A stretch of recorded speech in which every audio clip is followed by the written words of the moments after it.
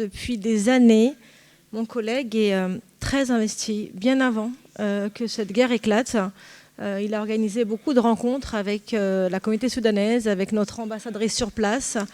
Et depuis que cette guerre a éclaté, il est vocal, présent et d'un grand soutien et très constant.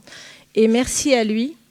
Et je regrette que son message ne soit pas bien plus diffusé, bien plus pris en compte. Nous étions à Gorom le 7 octobre 2023, donc je ne peux pas l'oublier, le 7 octobre dans les camps, dans ce camp de Gorom, où nous avons vu des dizaines de milliers de Soudanaises et de Soudanais dans des tentes, au milieu de la terre, beaucoup de boue, il y avait de la boue partout, je me souviens.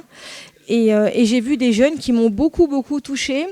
Et j'avoue, des fonctionnaires, si on peut les appeler comme ça, de l'ONU, qui m'ont un peu énervée, parce qu'on avait un chemin très balisé, ils avaient choisi les gens qui pouvaient nous parler, comme on fait toujours, et on n'est pas naïf, et on a l'habitude, en tant que député, d'avoir des chemins balisés. Et des gens ont voulu venir nous parler, et l'ONU les a empêchés.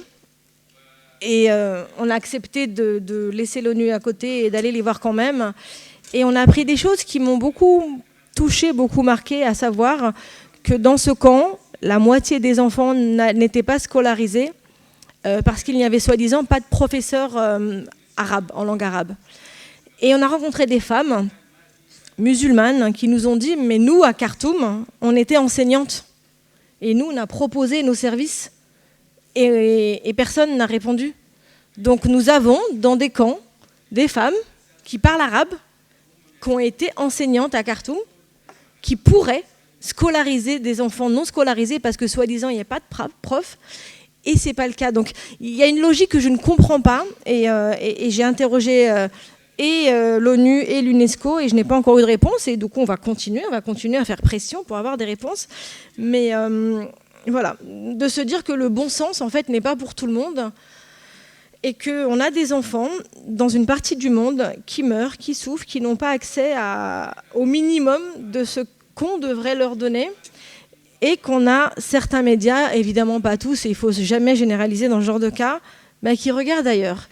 Je pense très personnellement, et c'est un avis personnel, que c'est le conflit, la guerre la plus importante du monde actuellement, la plus grave au monde actuellement, et nous devrions tous et toutes être beaucoup plus vocaux.